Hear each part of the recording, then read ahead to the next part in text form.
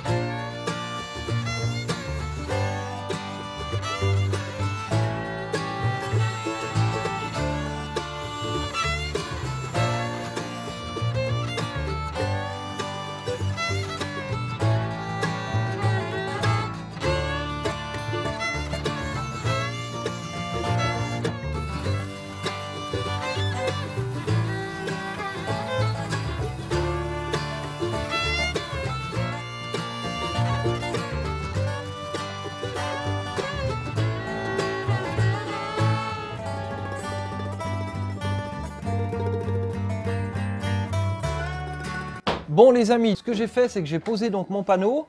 Donc mon panneau qui repose sur les fameux tasseaux que j'ai fixés ici et là-bas, puisque là je laisse la place pour pouvoir mettre ma fermette. Et ici il vient à fleur le bord, donc il va se visser tout le tour ici, là sur les tasseaux, sur le tasseau que j'ai remis au centre pour rigidifier. Bref, il va se fixer tout le tour. Pour l'instant j'ai mis que 4 vis provisoirement pour que ça me donne l'emplacement définitif pour que je puisse fabriquer déjà dans un premier temps 2 traverses qui vont être en appui sur les poteaux ici. Donc là ce qu'on va s'occuper maintenant c'est de fabriquer les 2 traverses qui maintiennent les fermettes et je vais en même temps faire toutes les traverses du toit. Une fois que ma charpente va être faite, je vais la faire en un seul bloc, qu'elle s'enlève du toit, qu'elle se mette, puisque je vais la fixer au dernier moment à l'extérieur, puisque à l'heure actuelle le poulailler passe dans mes portes, il y a 5 cm de marge sur les côtés une fois que les 2 portes sont ouvertes, mais avec le toit ça passera pas en hauteur. Et dernière chose, donc avant de la fixer aussi, il reste encore du boulot à l'intérieur, puisque bien entendu il faut que j'aille fixer mes perchoirs, mais là tant que j'y suis je vais finir la partie charpente déjà dans un premier temps, ça sera fait. Alors les amis, une petite...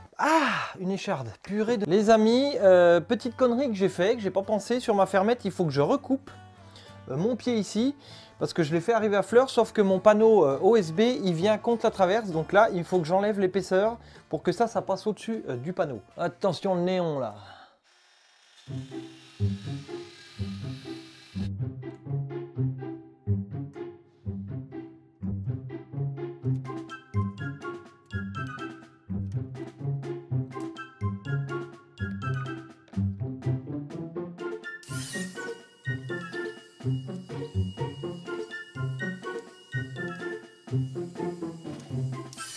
Donc là j'ai débité dans du 6 par 4 les 2 traverses qui vont maintenir mes fermettes, une fermette devant, une fermette derrière, donc ça sera les 2 traverses des côtés. Et ensuite dans du 40 par 20 j'ai fait 4 traverses qui vont être sur les fermettes, qu'on va incruster dans les fermettes pour faire le support du toit. Donc je les ai débités grossièrement en longueur puisque je viens de les redébiter proprement bien à 90 en bout. Et puis voilà, je vais les mettre un coup propre et puis on va s'attaquer à faire le toit.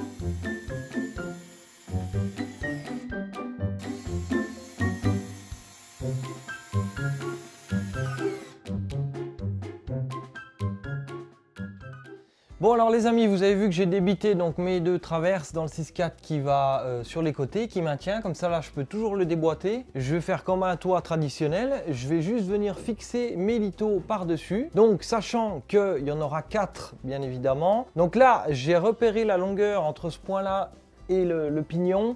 J'ai divisé par 2, ce qui fait qu'on va avoir une traverse ici qui va dépasser de 15 cm là, 15 cm de l'autre côté pour faire une petite avancée. Il y en aura un deuxième en haut ici pour arriver au pignon et un deuxième qui va repartir également de l'autre côté, juste là, pour que la plaque de droite arrive et un point d'appui en haut, la plaque de gauche et un point d'appui en haut. Ici, je vais me faire une planche de rive qui va servir également de soutien pour le toit. Mais ce qui va faire que ici, je vais poser une règle et ça va me donner la distance de ma planche pour qu'elle vienne toucher la plaque, que je puisse la visser dedans. Donc je vais mesurer, il va me falloir une planche de rive de 10. Donc elle va servir de soutien pour le toit. Et en même temps, je vais la faire descendre un petit peu sur le côté. Ça va cacher tout ça et ça fera une planche de rive, quoi. Bon, bah, je suis assez content de tout ça. Et ben, on continue, on fixe ça et puis c'est parti. Allez, go!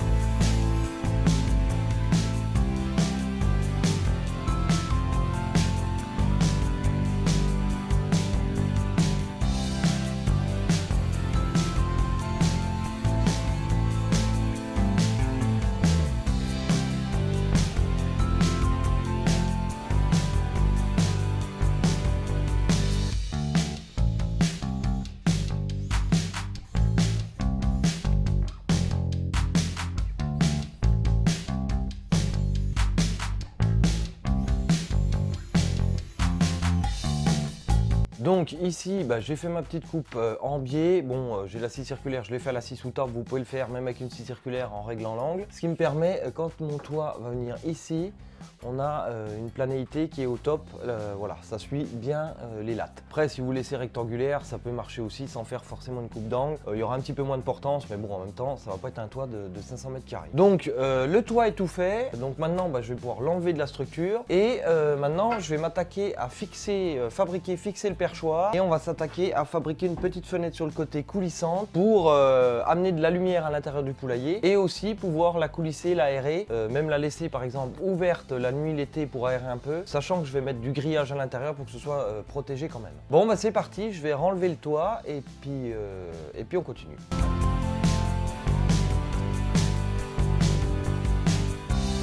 Alors là les amis, on va mettre donc la barre de perchoir. Je pense qu'une suffira. Moi ce que vous en pensez pour 4 poules dans les commentaires, on verra bien. Bon, ce que j'avais dans mes stocks là, c'est des espèces de petites équerres là, donc je vais pouvoir en fixer une de chaque côté. Et puis comme ça, je viendrai poser mon perchoir dessus. Bon, sinon vous pouvez faire ça avec de la petite équerre standard, ça va aussi bien aussi. Alors apparemment, d'après ce que j'ai lu, il faut mettre le perchoir plus haut que les pondoirs. Si on met tout à la même hauteur, apparemment, elles auraient tendance à coucher dans les pondoirs plutôt que sur les perchoirs. Bon, bref, j'en sais rien. Mais dans tous les cas, le perchoir sera bien au-dessus des pondoirs, il n'y a pas de problème. On va pas le mettre trop haut non plus pour qu'elles aient la tête dans le plafond. Je vais le mettre par ici. Je pense qu'il sera pas mal. Bon, et bah c'est parti. Ah, j'ai oublié de le mettre.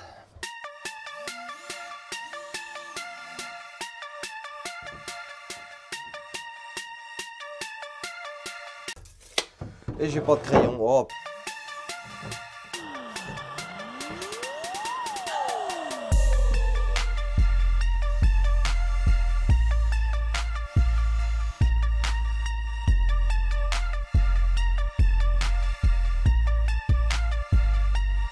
Alors les amis, on va s'attaquer à faire la petite fenêtre pour amener de la luminosité dans le poulailler et puis éventuellement laisser aérer la nuit en été quand il fait chaud, sachant que la journée, le week-end, je peux aérer en ouvrant la grande porte. Donc là, ce qu'on va faire, c'est qu'on va se faire une partie donc, qui sera vitrée en plexiglas de 4 mm. Et on va faire le même principe que dans la vidéo précédente pour la fabrication de la trappe coulissante. On va venir se faire une petite structure avec de la barre aluminium de 8 par 8. Donc comme je vous avais dit, 8 par 8 extérieur, ça fait 5,7 intérieur à peu près. Donc on va se mettre un rectangle en U. Donc là, ça fait 25 de large. Ma fenêtre va faire 25 de large. Donc il va me falloir de 50 de long pour que je puisse venir faire coulisser le plexiglas sur la partie bois. Et la partie ouverte sera là. Et on va venir coller avec la Sika comme d'habitude l'alu sur le bois, ça va nickel. Et par l'intérieur, je viendrai fixer un morceau de grillage à poules. Comme ça, si la nuit je laisse ma trappe ouverte pour que ça aère, qu'il n'y ait pas de souci, qu'il ne rentre pas de prédateurs à l'intérieur. Bon allez, on y va. Je vais attaquer par débiter. Je vais faire le trou dans le panneau. Donc 4 trous à la grosse mèche pour que ma lame de scie sauteuse rentre dedans. Et puis ça va être pas mal.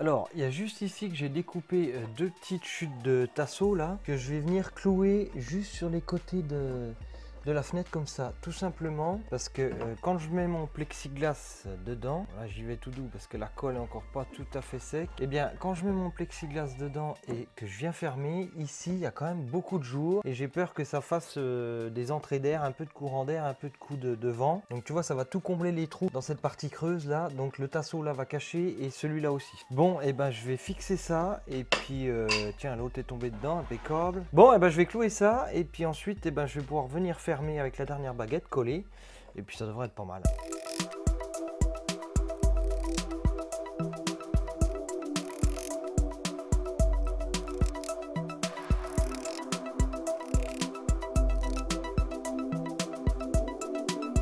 Bon, on va laisser sécher les baguettes, donc il y aura celle-là à coller en dernier, mais j'ai peur que si je mets le plexi dedans, que la baguette du bois, si elle est à peine sèche, elle descende gentiment, puis que je me retrouve que ça va tout dégueuler. Donc c'est pas grave, on finira ça. Ce qu'on va faire, on va aller fixer le grillage par l'intérieur. Les amis, donc j'ai pris une chute de grillage qui va servir à mon futur enclos, hein. Enclos. J'ai coupé, puis j'ai avec un petit lito de bois, j'ai appuyé dessus, puis j'ai replié les bords, j'ai replié tout le tour, comme ça rigidifie un peu, puis ça évite qu'il y ait les bouts qui piquent là dans tous les sens. Donc du coup, ça va être comme ça. Je vais l'agrafer tout le tour, je vais voir ce que ça donne, si vraiment je préfère y mettre un cadre en bois, je vais voir, mais je pense que agrafer ça devrait suffire. Donc on va agrafer tout ça par l'intérieur, puis tu vois comme ça fait bien les bords arrondis, il n'y aura pas une poule qui va se prendre une aile dans... Ça lui picote les ailes, tu vois.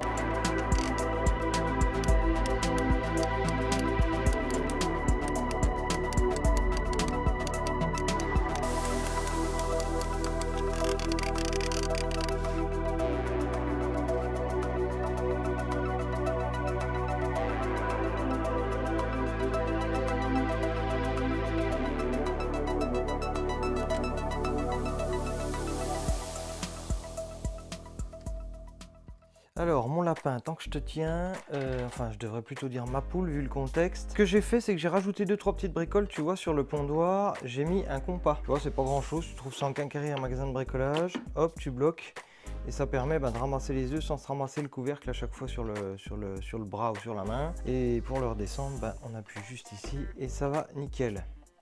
Alors tu vois, j'ai rajouté ça aussi, tu trouves dans l'appareil, hein, tu vois ce que c'est dans les magasins de bricolage. Hein. Donc porte fermée, comme ça me permet l'été par exemple, si je veux aérer, mais si c'est une journée un peu venteuse ou quoi que ce soit, la porte va pas claquer toute la journée un coup à droite à gauche. Donc ça il tient bien, tout en, tu vois, j'ai fait gaffe que ça ouvre pas trop la porte, qu'ici il y aura donc la petite montée, les petits escaliers pour aller au poulailler. Donc voilà, je voulais pas que la porte aille trop loin, sinon j'allais être à chaque fois obligé d'enlever presque la montée. Bon, ça serait peut-être passé dessous, mais bon, j'ai prévu une petite marge. Alors ce qu'on va faire maintenant, c'est que je vais peut-être y mettre un petit coup de lasure vite fait là hors caméra là quand même pour commencer. Et puis après on va s'attaquer donc à fixer le moteur, les régler, tout ça, parce que je sais encore pas comment ça marche, mais on va regarder la notice. Alors les amis, j'ai fixé le moteur hors caméra, mais je vais tout vous expliquer. Pourquoi hors caméra? Parce que bon, il a fallu que je modifie certaines choses et je vais vous expliquer pourquoi. Mon portier automatique, c'est le Chicken Guard. Alors on va pas débattre là-dessus. Si une vidéo vous intéresse sur les différents modèles qu'il y a, la différence, etc., je vous en parlerai. Mais concrètement, il y a 3 modèles.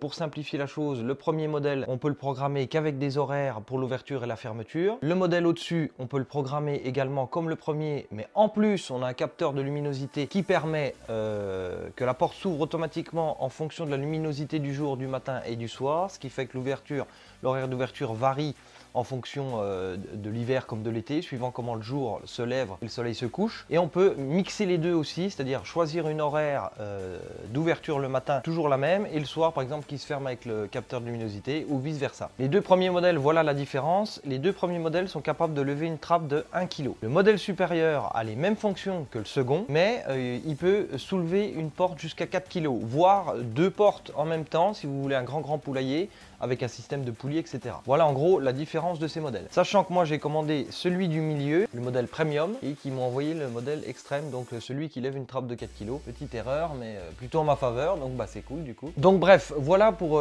parler rapidement du portier. Alors franchement c'est vachement intuitif, c'est simple à utiliser. Il y a un calibrage de la porte, il suffit de tenir le doigt appuyé jusqu'où on veut la faire monter, on lâche, on valide. Pareil pour la descente, on lâche, on valide. Le calibrage est fait, la porte s'arrête où on veut en hauteur, elle s'arrête où on veut en bas. Franchement c'est facile à faire. Petit avantage aussi, c'est quand on change les piles de cet engin, il n'y a que l'horaire à régler, il conserve en mémoire le calibrage de la porte, donc il n'y a pas à recalibrer la porte. Et sachant qu'apparemment d'après les avis, l'autonomie de durée des piles, 4 piles dedans, apparemment elle dure environ 1 an. Sachant qu'en option on a aussi ici un petit port USB où on peut mettre un câble USB avec une prise pour le connecter à l'électricité ou au courant. Voilà, si vous voulez plus mettre de pile, on peut le connecter au courant. Sachant que je préfère pas parce que en cas d'orage, s'il y a une surtension ou quoi, je pense que c'est un petit moteur avec un circuit électronique qui est assez fragile. Donc moi je préfère y laisser avec des piles. Alors venons-en à la pose. Je me suis aperçu quand j'ai reçu le moteur qu'il fallait laisser minimum 7 cm et demi depuis le bas du moteur jusqu'à la trappe quand elle s'ouvre. Alors si je l'aurais fixé ici, déjà même en temps normal, il tenait pas. Ma trappe levait pas assez haut. Donc pour que les dimensions correspondent bien, que j'ai même de la marge, il fallait que je le fixe sur ma charpente. Sachant que la charpente, va falloir que je l'enlève pour l'emmener là-bas pour la remettre. Donc ce que j'ai fait, c'est que j'ai tout simplement recollé une petite pièce de bois sur ma charpente pour venir le fixer en hauteur. Bon, ça perd un petit peu de l'esthétique, c'est un petit peu dommage, mais franchement, ça gêne pas trop. Deuxièmement, le fait de le fixer sur ma charpente, ça me le décalait par rapport à la cloison ici. Et hors de question de laisser la ficelle en biais comme ça, le moteur il n'est pas fait pour. Il faut vraiment que la ficelle soit dans l'axe pour lever la trappe. Voilà, je vous rapproche un petit peu. J'ai tout simplement ici des petites roulettes sur pattes qu'on trouve dans les magasins de bricolage. Là, petites roulettes en plastique. Ça me permet de passer ma ficelle dedans pour qu'elle soit bien dans l'axe de ma trappe. Donc bien entendu, j'ai centré ma ficelle pour bien que ça lève la trappe en plein centre. Et j'ai été obligé de faire une toute petite entaille au ciseau à bois pour pas que ma ficelle vienne frotter sur le bord du bois, sinon ça va la couper forcément. Donc du coup, j'ai adapté le système comme ça fonctionne nickel. Donc là, il est en mode manuel. Donc quand on appuie sur le bouton du haut, ça l'allume une fois. Et on appuie ici en mode manuel et ça lève la trappe. Donc là, je l'ai programmé pour qu'elle s'arrête à une hauteur bien précise.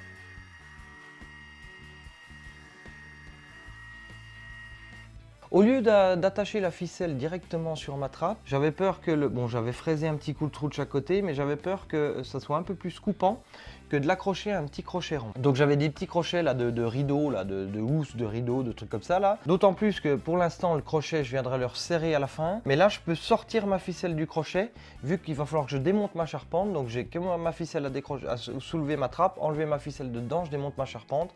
Et une fois qu'elle sera assemblée sur place, je pourrai resserrer mon crochet pour être sûr éventuellement que la ficelle sorte pas de dedans. Là en mode manuel, on rappuie ici, il va redescendre. Le mécanisme est super fluide, ça accroche nulle part, ça s'arrête bien, c'est nickel. Ici l'avantage le soir, c'est que si vous avez votre poulailler face à une fenêtre, toutes les 30 secondes ça émet un signal de clignotement pour que à distance vous puissiez voir que votre portier est bien verrouillé. Donc franchement j'en suis bien content. Donc tu vois l'installation, rien de compliqué, hein. Moi j'ai été obligé de faire un petit truc avec la poulie du fait que je le mets là. Par contre si vous le mettez sur une surface plane, si votre poulailler a assez de place pour l'accueillir, surface plane, il n'y a pas besoin de poulie, il n'y a besoin de rien du tout. Vous pouvez le poser directement, la ficelle qui descend direct à la trappe et c'est nickel. Donc là, on va arriver bientôt à la fin du poulailler. Donc ce qu'il va falloir que je fasse, c'est bien entendu, du coup, je fais le fond de mon tiroir en tôle inox. Donc je les ai encore pas, elles vont arriver bientôt. Donc il y aura le fond en tôle ainsi que tous les côtés du bac en inox. Clairement, ça va tout être en inox qu'on puisse foutre carrément un coup de jet dedans si je veux. Là par contre ce qui va me rester à faire c'est la petite montée pour que les poules montent dans le poulailler. Donc si tu veux je vais remettre du U en alu. Alors ça c'est une chute de U en alu que j'avais. Comme ça je vais la fixer là-bas sous ma trappe comme ça. Et je pourrais avec l'autre partie de U venir le mettre à l'envers dedans, comme ça, tac, ça va venir agripper et la rampe bougera pas dans ce sens-là, elle sera clipsée dedans. Alors les amis, bien entendu, il va rester donc tout le toit à faire, ça va se faire en extérieur tout simplement pour que j'enlève ma partie ici, sortir mon poulailler, remettre ça, on refixera le dessus. On fixera la charpente définitivement, on mettra l'écran sous toiture, on mettra également les tôles sur le toit, etc. Il va falloir qu'on se finisse le tiroir aussi, donc l'habillage inox dans le tiroir. Tout le fond du tiroir va être en inox ainsi que tous les côtés à l'intérieur pour faciliter le nettoyage. Bref, encore pas mal de boulot qu'on verra dans une dernière vidéo pour le poulailler. Sachant que par la suite, il viendra bien entendu la fabrication de l'enclos. Alors merci à vous d'avoir visionné cette vidéo jusqu'au bout. Si ça vous a plu, n'hésitez pas à mettre un gros pouce bleu, ça fait toujours plaisir. N'hésitez pas à vous abonner à la chaîne juste en bas à droite en activant la petite cloche si vous voulez continuer de suivre ce projet ainsi que la fabrication de l'enclos. Vous pouvez également me rejoindre sur les réseaux sociaux, Facebook, Instagram, j'y mets régulièrement des photos. Et vous pouvez jeter un œil également dans la description où je vous ai mis les liens des moteurs, etc. Si vous voulez avoir une idée, si vous voulez jeter un œil, n'hésitez pas, ça se passe tout en dessous de la vidéo. Sur ce, je vous souhaite un très bon week-end, on se rejoint très vite pour la suite du projet. Merci à tous et à bientôt. Ciao.